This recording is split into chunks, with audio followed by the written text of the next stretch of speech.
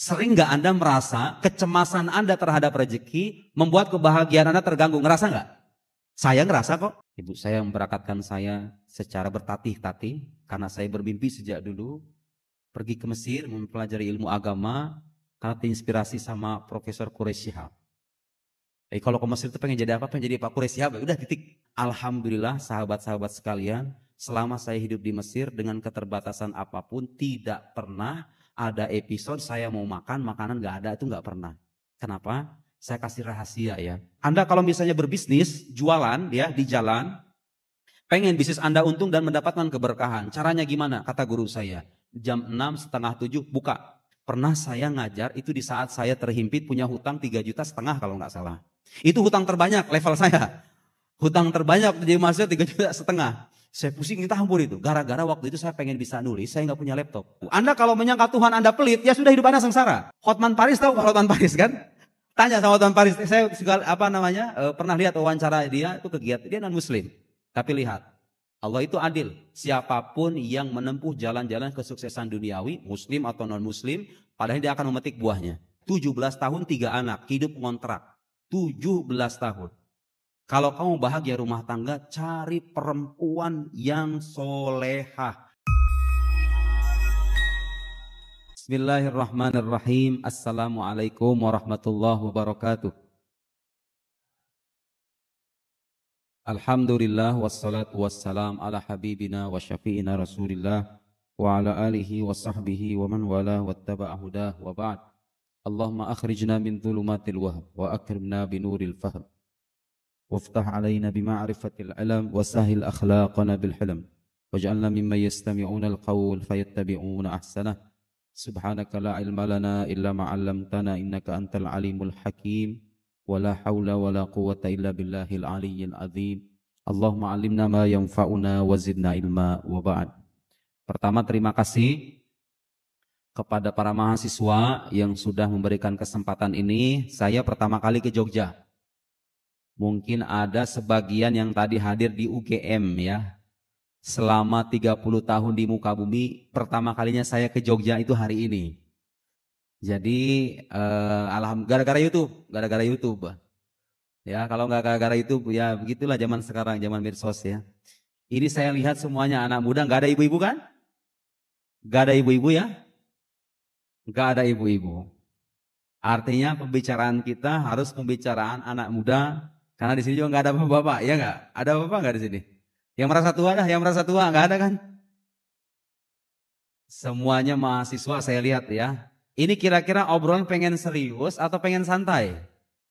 Lah, capek lah.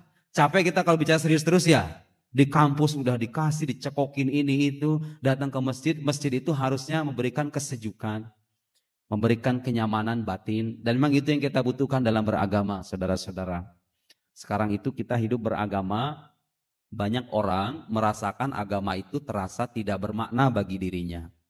Salah satu sebabnya karena dia beragama, yang dia pahami dari agama itu adalah sholat, mengaji, datang ke masjid, memakai jilbab, memakai kopiah, kalau perlu jenggotnya diperpanjang, jidatnya dihitamkan, kalau perlu. Kan ada orang, sebagian orang memahami agama itu sebagai madzahir, sebagai tampilan. Enggak, agama itu pesan intinya sebetulnya datang untuk mengoreksi ini. Mengoreksi sekaligus menuntun, sekaligus menyegarkan. Menjadi pelipur lara di saat kita terhimpit, di saat kita susah, di saat kita galau. Banyak sekali hal yang menjadi kegelisahan kita sebagai anak muda. Kadang-kadang jawabannya itu enggak susah-susah amat, teman-teman sekalian. Tapi kadang kita yang kurang paham dengan pesan-pesan agama, lalu mencari pelarian-pelarian yang sebetulnya menyengsarakan diri kita sendiri, hanya mengobati sesaat, tapi pada akhirnya kita terjerumus ke dalam kegelisahan dan kekecewaan yang sama. Saya masih ingat salah satu nasihat, ini mohon diingat baik-baik. Kalau Anda pengen bahagia, ingat kata kunci ini.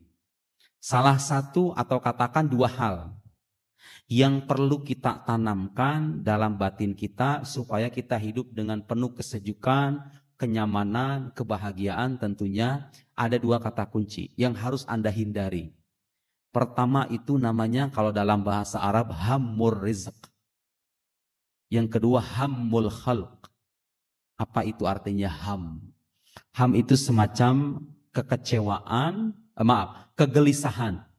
Kegelisahan, kecemasan terhadap sesuatu. Namanya ham. Tapi ingat, Nabi memberikan optimisme sama kita. Kalau kita memiliki ham itu, memiliki rasa gelisah, gara-gara kita ditimpa musibah, ada sebuah hadis.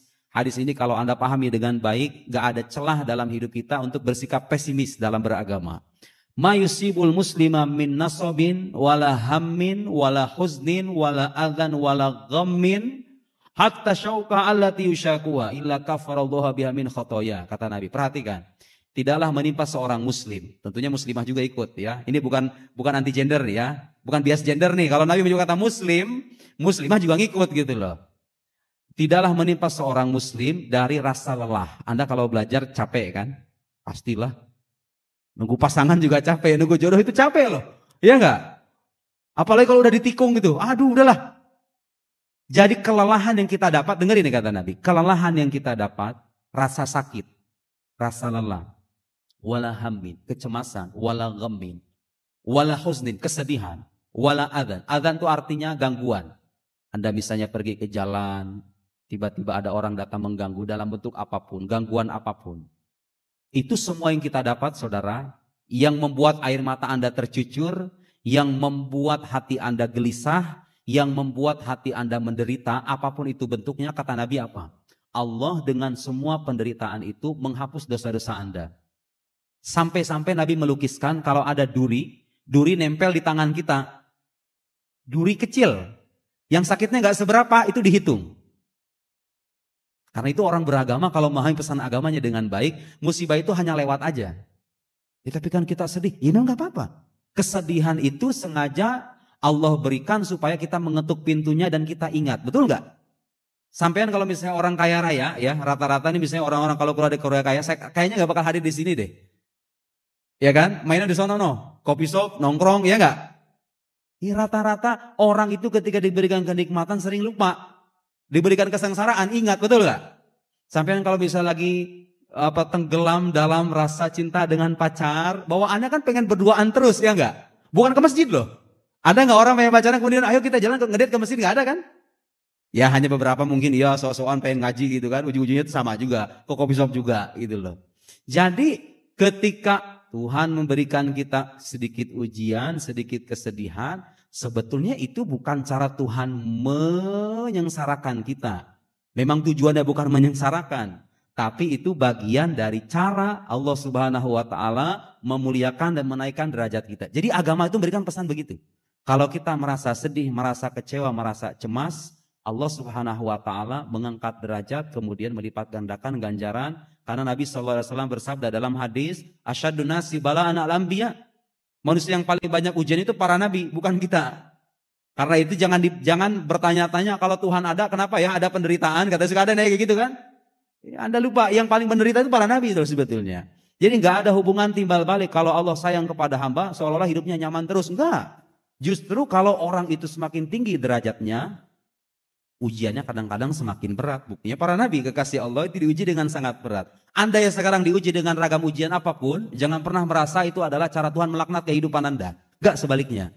Tuhan ingin Anda mengetuk pintunya, datang kepadanya, selalu mengingatnya. Karena dengan kesengsaraan bisa lebih dekat kita dengan kesengsaraan bisa lebih dekat kepada Tuhan ketimbang dengan kebahagiaan, betul enggak? Nah, kita kembali kepada tema yang tadi. Hammur rizq wa hammul khalq. Singkirkan dua itu, hidup kita akan terasa berbeda. Kecemasan dalam mencari rezeki. Ngerasa itu enggak, Mas? Ngerasa itu enggak waktu kuliah? SPP belum kebayar. Mau kawin harus ngumpulin biaya. Ngerasa itu enggak? Sering enggak Anda merasa kecemasan Anda terhadap rezeki membuat kebahagiaan Anda terganggu? Ngerasa enggak? Saya ngerasa kok waktu jadi mahasiswa. Jangan kira saya enggak merasa. Saya pernah di fase begini jadi mahasiswa. Saya mau cerita sedikit ya. Barangkali di sini ada mahasiswa-mahasiswa yang nasibnya mirip dengan saya. Saya itu saudara-saudara hidup lama di luar negeri sekitar 9 tahun. Ya kalau digenapkan sih 9 tahun. Tapi kalau ditotalkan secara presisi itu 8 tahun setengah. Saya bukan berasal dari keluarga yang mapan ataupun kaya raya. Ibu saya memberangkatkan saya secara bertatih-tatih karena saya bermimpi sejak dulu pergi ke Mesir mempelajari ilmu agama karena terinspirasi sama Profesor Quraish Shihab. Jadi kalau ke Mesir itu pengen jadi apa? Pengen jadi Pak Quraish Shihab. Udah titik. Nasib nanti berkata berbeda. Akhirnya saya nggak mengambil spesialisasi keilmuan yang sosok yang saya kagumi. Saya selama di Mesir itu hidup ya sebagai ala kadarnya.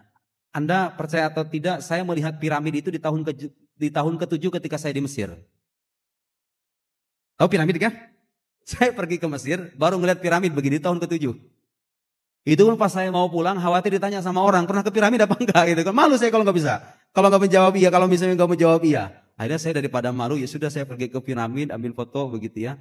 Saya dikasih uang sama orang tua saya 1 juta 1 bulan. Alhamdulillah sahabat-sahabat sekalian, selama saya hidup di Mesir dengan keterbatasan apapun, tidak pernah ada episode saya mau makan, makanan nggak ada, itu nggak pernah. Kenapa? Saya kasih rahasia ya. Kalau bisa nih mahasiswa, kalau pagi itu jangan tidur. Karena Nabi berdoa, pada tidur nggak kalau pagi? Ah udahlah madesu itu udah. Yang suka tidur pagi itu madesu udah itu. Masa depan suram itu udah. Ya kalau yang suka kebiasaan tidur pagi, saya serius ngomong serius.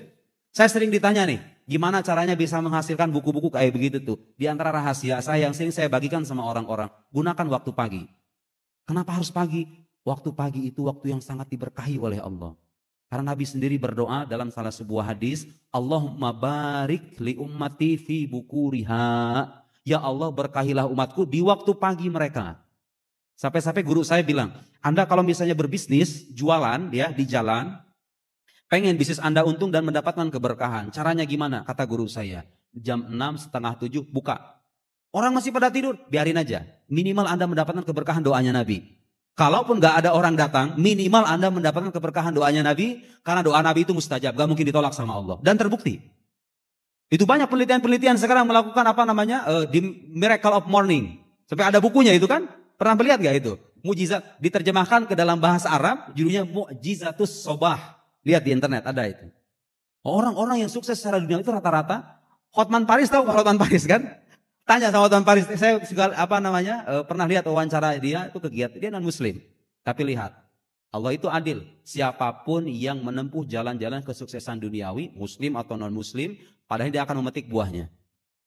Bang Paris itu katanya tidurnya aja jam 9 udah tidur, bangun tuh jam 3. Tentu gak sholat tahajud ya, Hotman Paris gak sholat tahajud. Jam 3 udah bangun, kemudian memulai pekerjaan. Dan lihat, ya kita nggak bicara soal pahala dunia akhirat, nggak. Kita nggak bicara soal pahala ukhrawi, tapi lihat kesuksesan duniawi dari orang-orang, sekalipun dia non-muslim, memanfaatkan waktu pagi itu luar biasa. Pesan saya nih, para mahasiswa, kalau pagi jangan tidur. Sebaliknya mas, kalau sampean sudah terbiasa nggak tidur pagi, susah tidur pagi itu. Kayak saya nih, alhamdulillah gitu ya, sudah sampai pada level itu. Kalau mau tidur pagi itu susah. Jadi pagi saya berangkat, sekitar jam 5 apa setengah 5 gitu, habis selesai sholat subuh mau ke bandara. Mau tidur pagi nggak bisa saya tidur pagi karena sudah terbiasa. Guru saya di Mesir mewasiatkan begitu. Kalau bisa tidur pagi, kalaupun terpaksa tidur pagi kata beliau kalau bisa setelah matahari terbit. Itu rahasianya banyak mas. Guru saya itu seorang dokter, seorang ulama. Beliau itu mensyarah, bikin majelis, pengajian kitab hadis, kutub sab'ah, semuanya khatam dari awal sampai akhir. Jumlahnya kalau episode pengajian itu ribuan. Sahih Bukhari, Al-Burhan, Sunan Tirmidzi, Sunan Nasai, itu semua kitab itu ribuan jumlahnya. Kayaknya saya kalau sampai usia berpuluh-puluh tahun nggak dengar pengajian beliau nggak kelar-kelar kayaknya. Ditanya rahasianya apa? Rahasianya apa? Al-Bukur. Bukur itu artinya bergegas di waktu pagi. Memang kebiasaan beliau begitu. Selesai sholat subuh, baca wirid dengan para muridnya, kemudian mengajar, langsung mengajar sampai matahari terbit. Karena ada hadisnya. Dengerin hadisnya nih. Nabi yang bilang bukan saya. Man shallal ghada fi jamaah. Siapa yang sholat subuh berjamaah, summa qa'ada yadhkurullah. Kemudian dia duduk mengingat Allah. Mengingat Allah ini maknanya banyak. Bisa baca Quran, bisa baca wirid, ya, bisa mengaji, ngaji kitab, sama juga berzikir. Summa qa'ada yadhkurullah hatta tatlu asyams, sampai matahari terbit. Ya, sampai syuruk, waktu syuruk namanya, sekitar 15 menit setelah matahari terbit. Summa shalla raka'atain, kemudian sholat 2 rakaat. Tahu nggak pahalanya apa? Kanat lahu ka ajri hajjatin wa umrah. Bagi dia itu pahala seperti haji dan umrah. Coba Anda bayangin, berapa jumlah biaya haji sekarang kalau misalnya kita mau haji beneran? Itu dikasih jalan sama Nabi itu tiap hari. Kalau mau haji, pahala haji umroh itu dengan cara begitu. Dan beliau istiqomah selama puluhan tahun kayak begitu. Subhanallah, lihat hasilnya. Jadi dokter sukses, jadi ulama sukses, muridnya banyak. Apa katanya rahasianya? Al-bukur. Memanfaatkan waktu pagi. Dia pesan nih, mahasiswa nih, kalau pengen sukses, meraih cita-cita dengan cara yang, tentu gak ada yang mudah ya. Tapi dengan cara yang lebih baik, yang lebih produktif, gunakan waktu pagi. Anda pengen bisa apapun, gunakan waktu pagi. Gak bisa bahasa Inggris, pengen bisa bahasa Inggris, gunakan waktu pagi itu buat belajar bahasa Inggris. Gak usah banyak-banyak 1 jam. Karena waktu yang diberkahi. 1 jam di waktu pagi itu bisa menyetarai sekian jam di waktu siang dan sore. Pegang itu omongan baik-baik. Saya udah ngebuktiin. Saya udah ngebuktiin waktu pagi itu. Saya di Al-Azhar nulis tesis itu dari tahun 2002 awal. Sampai kemudian awal 2003. 1 Januari 2003 saya udah selesai. Pergi ke percetakan 900 halaman. Senior-senior saya, atau katakan senior ya. Itu nulis tesis di Al-Azhar itu rata-rata tuh ada yang 4 tahun, ada yang 3 tahun. Bahkan waktu saya jadi anak baru, itu ada orang nulis tesis di sana 10 tahun. Karena emang agak susah. Tahu sendirilah Mesir, gak tahu mungkin Mesir kayak gimana ya. Perlu cerita tersendiri tuh kalau pengen tahu Mesir kayak gimana. Orang pada nanya sama saya, gimana caranya biar cepat itu? Jawabannya itu. Pagi, bangun sholat subuh, berzikir, buka hari Anda dengan 3 hal. 1, beristighfar, karena barangkali Anda punya dosa di malam hari. Ya, habis nonton apa gitu misalnya kan. Pagi-pagi istighfar, baca sholawat. Ketiga, membaca tahlil la ilaha illallah. Saya biasa, silahkan nanti diamalkan ya. Baca astagfirullah 100 kali. Allahumma salli ala sayyidina Muhammadin abdika wa rasulika nabil ummi wa ala alihi wasallim 100 kali. La ilaha illallah wahdahu la syarikalah lahul mulku wa lahul hamdu wa huwa ala kulli syai'in qadir 100 kali. Buka hari Anda dengan itu, baca Quran, baca sholawat. Pagi gunakan buat belajar. Waktu belajar ya. Kalau nanti jadi pekerja, jadi karyawan, bekerja dengan baik. Anda akan punya karir bagus dalam pekerjaan Anda. Kalau Anda menggunakan waktu pagi. Dan niatkan untuk ibadah. Hidup Anda akan berbeda. Kembali ke kisah saya. Sorry, saya agak sedikit melebar-lebar. Karena biasanya kalau ngomong kayak gitu. Merasa ada yang penting ditarik dulu ke sini gitu kan. Nanti balik lagi ke belakang. Hammur rizq. Jadi kekhawatiran mencari rezeki itu sering mengganggu kebahagiaan hidup kita. Terus gimana caranya? Ya sudah. Kita ini saudara. Kalau kita betul-betul menjadi seorang hamba yang benar-benar taat. Saya sering kali kasih permisalan. Anda kalau sekarang punya jadi seorang atasan dari sebuah perusahaan. Ngelihat karyawannya taat, komitmen, kalau disuruh apapun mau gitu ya. Bagaimana respon Anda kepada orang itu? Menghormati, memuliakan, bisa jadi naikin jabatan ya, betul nggak? Kita itu di hadapan Tuhan melebihi itu. Kalau kita betul-betul terlihat sebagai hamba, Masya Allah, sholat nggak pernah ketinggalan. Larangan agama dihindari, perintah agama ditunaikan. Gak mungkin Tuhan melantarkan Anda, itu mustahil. Orang-orang yang sering cemas dan kemudian tenggelam dalam kenyamasan dalam hidupnya rata-rata punya hubungan buruk dengan Tuhan ya, betul nggak? Kalau Anda punya hubungan baik dengan Tuhan Anda, gak ada celah sama sekali untuk rasa cemas itu. Termasuk dalam mengurusi rezeki. Saya dulu dikasih orang tua duit segitu tuh cukup. Bahkan banyak saya mengalami kisah-kisah ya. Mungkin bisa saya petikkan 1 atau 2 kisah ya. Supaya meyakinkan Anda mahasiswa, kalau Anda nawaitunya belajar, gak usah mikirin duit dulu deh. Mantapkan kemampuan, mantapkan keahlian, itu semuanya bisa dicari. Bahkan lebih gampang. Dengan cara yang lebih gampang ketika Anda punya keahlian banyak. Ingat, kuliah itu tujuannya bukan menjadikan saya bergelar apa. Tapi saya bisa apa. Paham ya? 2 hal yang berbeda. Syukur-syukur Anda punya gelar, punya kemampuan, ya enggak? Tapi kalau harus disuruh milih, mana kuliah yang paling penting? Jawabannya ada yang kedua tadi. Bukan soal saya gelarnya apa, saya bisa apa. Itu yang buat Anda bernilai di mata orang. Termasuk di mata Allah Subhanahu wa Ta'ala, ya kan? Karena kita bisa menjadi manusia yang bermanfaat dengan kemampuan kita. Saya pernah waktu masuk tahun ke 2016 itu berarti tahun keempat. Saya udah, jadi salah satu cara saya supaya survive di Kairo itu, saya cari rumah-rumah yang gratisan, asrama gratisan. Karena kalau kita ngekos bareng teman harus bayar kosan, kan? Cari asrama gratisan sekalipun itu jauh. Waktu masuk tahun keempat itu saya terpaksa keluar dari asrama setelah 3 tahun. Jaraknya 1 jam dari kampus, kita naik berjejal-jejal gitu ya dengan orang dari berbagai negara mau ke kampus itu kan, dengan keringat yang beda-beda itu. Ada orang Nigeria, ya kan, orang Bangladesh. Aduh, udahlah itu kalau musim panas itu. Itu pernak-pernik kehidupan di sana. Saya masuk tahun keempat itu mau gak mau keluar dari asrama, hidup mandiri. Nah, yang menarik tuh begini, ada aja jalan untuk dapat duit itu. Tapi saya selalu minta sama Allah, ya Allah kalau saya harus bekerja, tolong kasih pekerjaan yang gak menjauhkan saya dari ilmu. Apa dikasih pekerjaan? Ngajar. Ngajar orang asing, orang Brunei, orang Malaysia, orang ini, orang itu gitu ya. Kadang-kadang dapat uang. Pernah saya ngajar sekali itu, saya juga kaget. Biasanya kita kalau dikasih amplop kalau ngajar itu kira-kira ya 800 pon, 600 pon itu artinya setara dengan kalau 8 pertemuan itu mungkin 600 ribu, 800 ribu. Lumayan buat jajan, buat beli buku. Kadang-kadang kalau saya di kepala saya itu memang suka buku, beli buku buat jajan. Pernah saya ngajar itu di saat saya terhimpit punya hutang 3,5 juta kalau nggak salah. Itu hutang terbanyak level saya. Hutang terbanyak jadi mahasiswa 3,5 juta. Saya pusing minta ampun itu. Gara-gara waktu itu saya pengen bisa nulis, saya nggak punya laptop. Saya pengen nulis tapi nggak punya alatnya. Akhirnya saya minjem sama teman habis hajian. Habis jadi tenaga haji musiman, kan dapat duit. Tenaga haji musiman yang per tahun itu, dapat duit kalau lumayan, 30 juta, 40 juta gitu. Minjem lah. Nanti bayar, jangan ditagih ya, bayarnya kalau ada aja, ya udah pakai aja, ada teman dekat saya. Saya minjem duit 3,5 juta, bingung saya. Cara bayarnya gimana, dapat duitnya dari mana gitu kan, pekerjaan gak punya, gak pernah kerja di restoran, gak pernah kerja di ini. Tapi saya selalu yakin, ada salah satu doa yang mungkin bisa diamalkan kalau Anda terlilit hutang ya. Nah langsung pada nyatet tuh, hutang banyak nih. Gimana doanya itu? Ustaz, yang suatu ketika Nabi itu ngelihat sahabat termenung, kemudian mukanya lesu, gara-gara katanya dililit hutang. Rasulullah mengajarkan doa ini. Allahumma sholli ala sayyidina Muhammad. Lupa saya. Coba ada satu kata kuncinya apa? Min ghalabatin wa qahri rijal, itu yang ujungnya itu. Allahumma inni a'udzu minal hammi wal huzan wal jubni wal bukhal wal azzi wal kasal wa ghalabatid daini wa qahri rijal, gitu kan. Nah, lihat redaksi yang lebih tepat di Google nantilah, gitu kan. Allahumma inni a'udzu minal hammi wal huzan.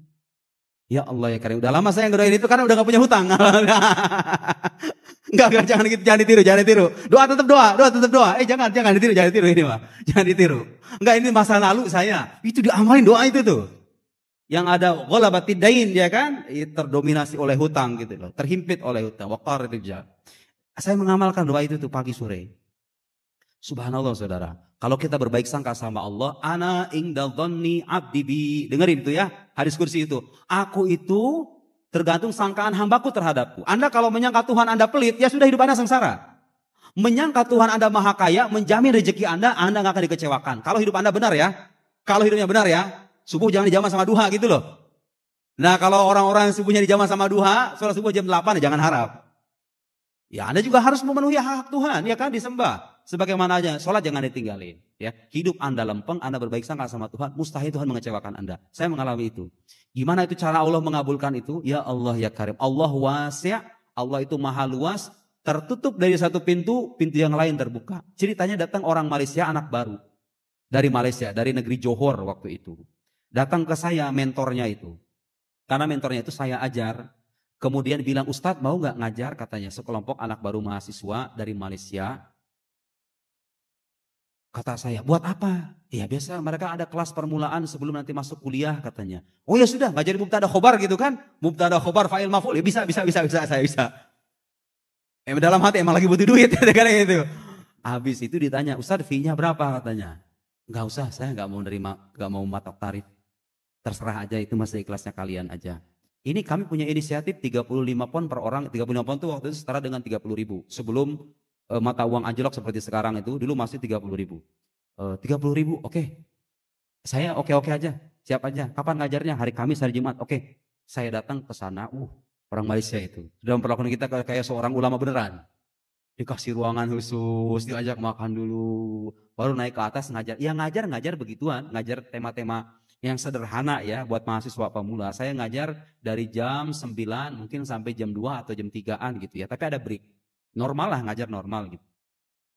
Kemudian di hari keduanya saya ngajar lagi tapi nggak begitu lama, sampai sekitar mungkin jam 2-an. Biasa setelah saya ngajar ada amplop ya kan, ada salam tempel begini, seret. Nah, ini yang ditunggu-tunggu kan. Yang ditunggu-tunggu ini gitu loh. Saya ambil, ya sudah saya terima ya. Biasa basa-basi dulu. Gak usah. Padahal pengen gitu. Diambil itu amplop, saya pulang ke rumah tentu dengan rasa bahagia. Kok saya pegang-pegang tebal amplopnya itu, nggak biasa ini amplop nih, sampai segede gini. Orang biasanya kalau kasih amplop itu paling 800.000, 600.000 gitu ya. Cuma 2 pertemuan lagi. Saya dapat uang 600, 700 itu kalau ngajar 8 pertemuan, 9 pertemuan, 12 pertemuan. Ini 2 pertemuan, kok tebel kata saya itu. Saya buka itu. Saya buka. Wah, kok banyak. Sambil 4.000 pohon ada 4 juta. 4 juta. Hutang saya 3.500.000 kan. Langsung kebayang itu. Wah, terlunasi ini hutangnya kalau gini ceritanya.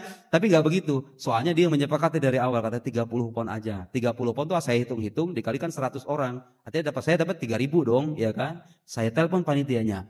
Ustaz, ini kelebihan kayaknya, takutnya salah ngitung. Oh enggak Ustaz, antum mengajarnya bagus, dikasih bonus katanya. Alhamdulillahirabbil alamin, itu duit 3.500.000 lewat. Terbayarkan dengan cara yang tidak disangka-sangka. Itu namanya rizqu min haitsu la yahtasib, itu begitu. Wa may yattaqillaha yaj'al lahu makhraja, janji Allah itu. Yang bertakwa kepada Allah akan diberikan jalan keluar. Makanya kalau Anda punya masalah, caranya itu bukan ngeluh. Tapi apa? Memperbaiki diri, barangkali Anda punya banyak dosa. Bertakwa kepada Allah, jalan keluarnya dari situ. Kenapa kok begitu? Ya karena yang ngasih masalah juga Tuhan, ya kan? Masalah Anda datangnya dari siapa? Masalah kita, rezeki kita datangnya dari satu sumber. Berarti kalau pengen rezeki kita diberkahi, masalah kita selesai, datangi satu sosok itu. Begitu logiknya kan? Iya enggak? Ya Anda begitu. Kalau punya masalah itu gelar sejadah, baca Quran, baca istighfar, bertobat, barangkali saya punya banyak dosa, berusaha memperbaiki diri, bertakwa kepada Allah. Janjinya apa? Ya ja'allahu makhraja. Lanjutan yang paling kita senang ini. Wa yarzuqhu min haitsu la yahtasib. Dan Allah akan memberi dia rezeki dari jalan yang tidak dia sangka. Terjadi itu. Dalam banyak episode hidup saya terjadi. Ya, kenapa saya harus bicara seperti ini? Karena anak-anak muda seperti kita, di saat iman kita masih labil, kadang-kadang cemas, betul nggak? Oh, pekerjaan, hidup saya rumah tangga nanti gimana? Kalau pekerjaan dengan profesi gaji 2 juta, 3 juta itu gimana? Gak usah dipikirin. Tugas Anda memperbaiki diri, memaksimalkan tugas Anda. Biar Tuhan yang mengatur masa depan Anda ketika Anda mampu menjalankan apa yang Dia minta. Betul nggak? Ya gitu dong, sebagai orang beragama gitu dong, harusnya begitu dong panduannya. Pernah saya bahkan sampai pada tahap di mana saya tuh nggak kerja, namanya mahasiswa pengen belajar serius. Kalau kerja kalau udah punya kenal duit itu susah, ya nggak?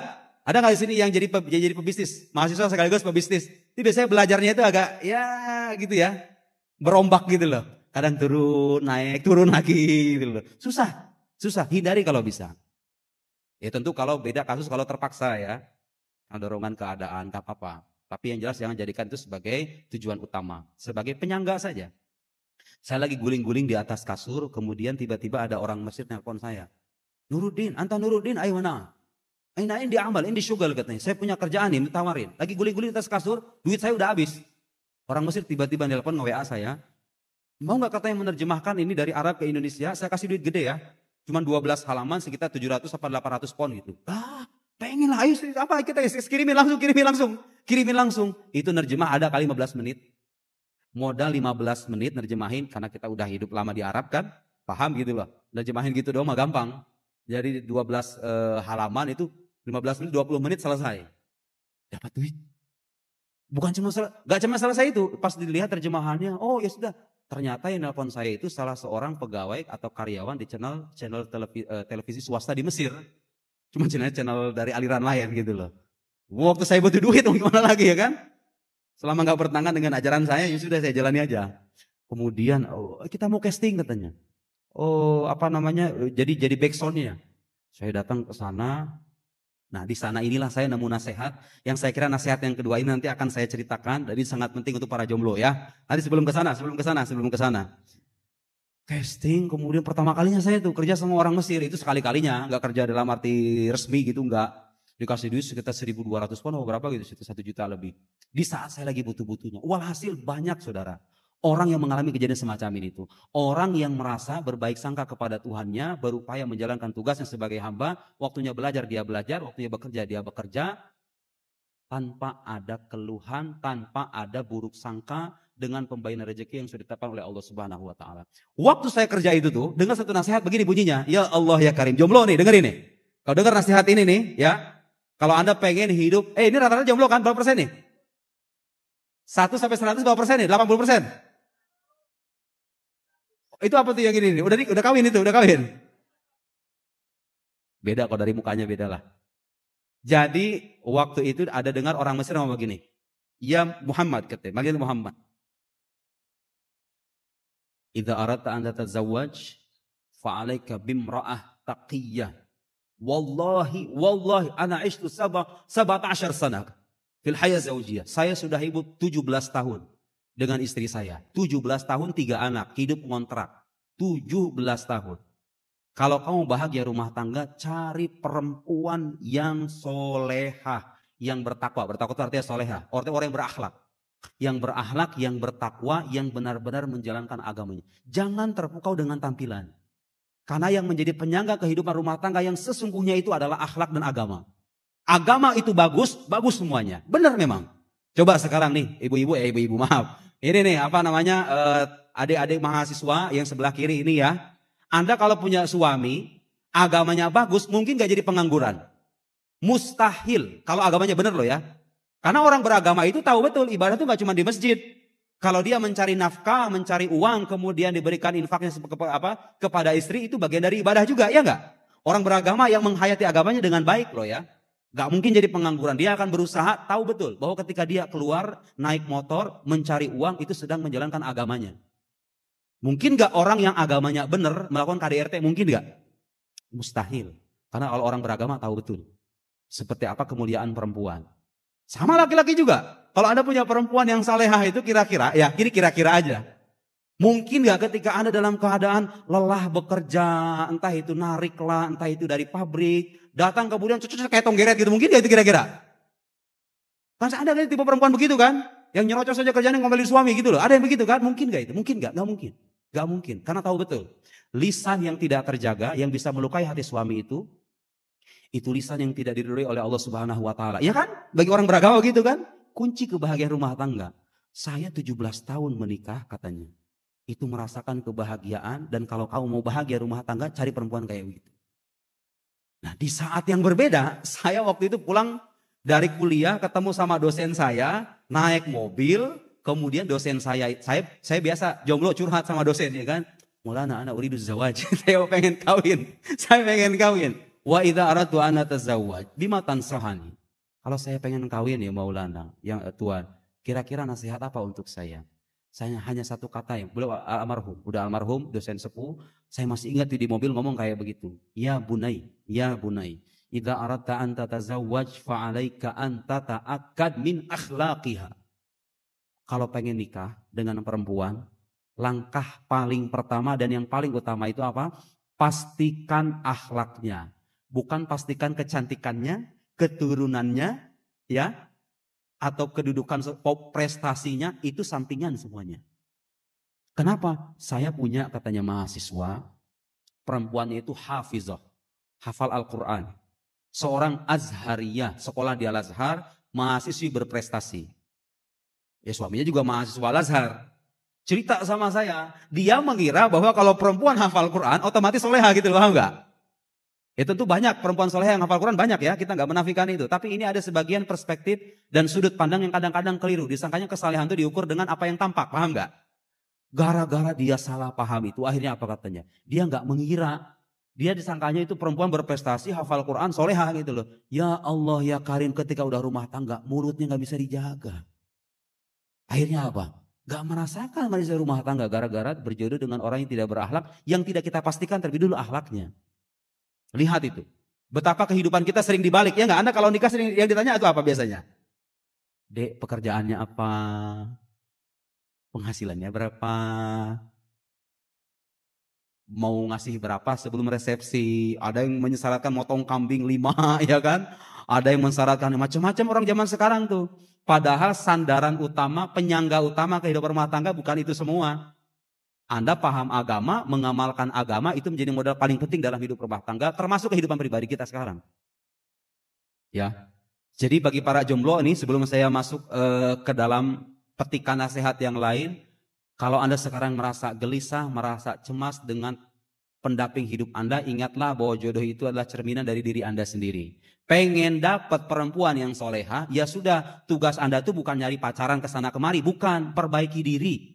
Kalau Tuhan sudah melihat Anda cocok dan layak, akan dikasih yang sesuai dengan Anda. Saya dulu begitu waktu jomblo. Merasa udah frustasi gitu kan, nyari sana nyari sini gak dapat, ya kan? Yang ini udah kawin, udahlah saya saya pada tahap pasrah gitu kira-kira. Pasrahnya subhanallah, datanglah istri saya itu saya bawa sekarang itu. Dengan cara ya Allah yang tidak disangka-sangka itu, tidak disangka-sangka. Gak usah pikirin itu ya sekarang, gak usah mikirin itu. Jodoh itu ibarat kematian, waktunya dia datang pasti akan datang, bener gak? Ya Anda gak bisa jawab karena masih jomblo. Ya, tanya sama yang udah kawin sana. Iya bener. Kadang ada orang pacaran dengan orang Jogja dengan orang Jakarta. Samping rumah ternyata jodohnya. Ada yang begitu kan? Jodoh itu begitu, gak usah dipikirin. Ya, nah ini yang nyambung dengan yang kedua. Hammur rizq. Artinya kalau kita mau bahagia, rezeki itu jangan sampai merasuki perasaan lalu kita diperbudak dengan apa yang kita harapkan itu. Atau yang kita dapatkan dari rezeki itu. Sing-singkan hammur rizq. Yang kedua hammul khalq. Kecemasan terhadap makhluk. Ini juga sama. Anda sebagai karyawan, Anda sebagai mahasiswa, Anda sebagai orang biasa, kita sering merasakan kecemasan, kegelisahan dari hasil interaksi kita dengan orang lain. Ya, entah itu ketakutan orang itu mengancam kita, entah itu ketakutan orang itu mem-PHK kita, entah itu ketakutan orang itu mencelakakan kita dan semacamnya. Kalau misalnya orang-orang seperti ini nih, biasanya apa coba? Hammul khalq itu dalam bentuk apa? Suka sama orang, tiba-tiba dia cinta bertepuk sebelah tangan. Yang ada yang gitu kan? Sakit kan rasanya kan dia enggak? Dek, sakit kan rasanya begitu tuh kan? Dan itu sering mengganggu kebahagiaan hidup Anda, benar enggak? Ngaku aja, ya enggak?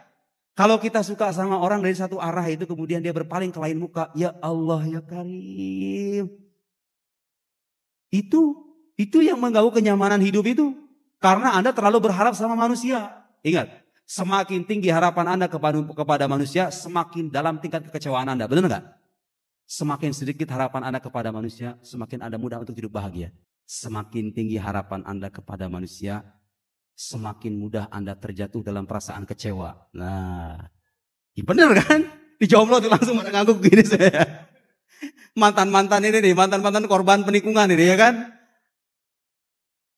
Semakin sedikit harapan Anda kepada manusia, semakin mudah Anda mendapatkan kehidupan yang bahagia. Iya. Kesengsaraan kita itu rata-rata berasal dari dua hal ini. Kecemasan Anda dalam menyikapi rezeki, menyikapi entah itu yang kita dapat sekarang maupun menyangkut masa depan. Yang kedua adalah menyangkut sikap kita, interaksi kita dengan sesama makhluk. Kita itu kadang banyak berharap sama orang, makanya kita gampang kecewa, iya enggak? Iya, salah Anda sendiri coba, salah Anda sendiri. Membangun harapan sedemikian tinggi, lupa bahwa orang ini akan menghancurkan harapan dalam sekejap. Ya kan? Itulah kebodohan kita kadang-kadang ya jomblo ya. Kebodohan kita kadang-kadang begitu. Udah tahu perempuan ini potensinya sedikit ya kan untuk kita dekati. Masih aja gitu loh. Masih aja berharap. Ya itu resikonya. Semakin tinggi harapan, semakin dalam tingkat kekecewaan. Semakin sedikit harapan, semakin mudah Anda untuk mendapatkan kebahagiaan. Selebihnya saya pengen tanya jawab aja ya. Udah cukup. Nasihat cukup lah. Cukup. Sebenarnya kita ini tahu semua yang beginian. Benar gak? Tapi itulah iman manusia. Perlu recharging. Seperti handphone yang sudah lowbat, kadang-kadang kita perlu mendengarkan ceramah agama, petuah-petuah nasihat. Saya sebenarnya bawa kitab hikam, pengen ngaji kitab hikam, mengutip beberapa bait. Oke lah, daripada nggak ngaji sama sekali ya. Cukup itu sampai di situ. Saya mau kutipkan bait al-hikam. Coba nanti Anda pulang ke kamar, ke kosan, renungkan baik-baik. Kutipan hikam dari Imam Ibn Athaillah As-Sakandari yang satu ini. Berapa menit saya udah ngomong ini?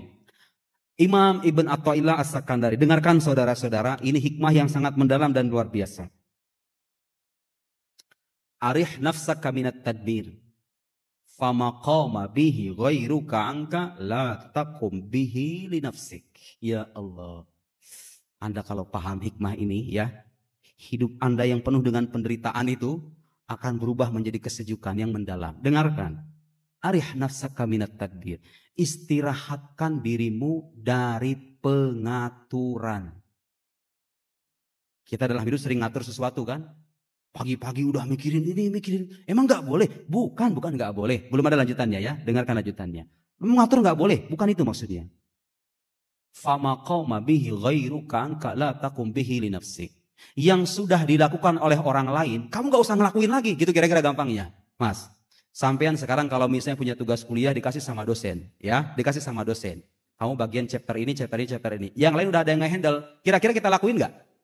Kalau yang lain udah nge-handle tugas kita nih, masih kita lakuin nggak?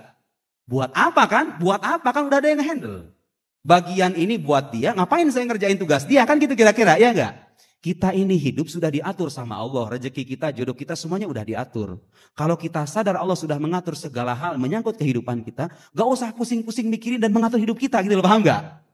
Ingat, bukan mengatur secara mutlak yang dilarang. Tapi apa? Mengatur sampai-sampai Anda dikuasai oleh diri Anda sendiri.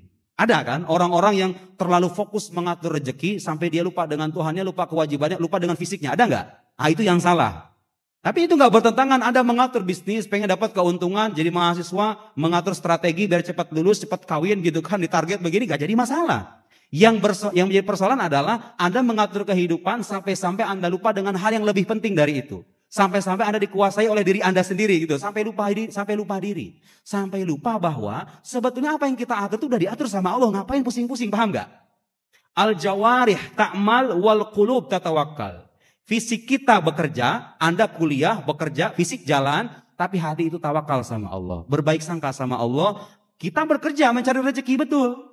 Tapi dengan upaya itu ada kesadaran penuh bahwa apa yang Allah berikan itu yang terbaik bagi saya. Tuh. Baik, saya cukupkan demikian. Mudah-mudahan ini bermanfaat, menjadi bekal sekaligus nasihat bagi diri saya sendiri, secara umum untuk para audiens semuanya. Jika ada pertanyaan, mari kita membangun dialog dan tanya jawab.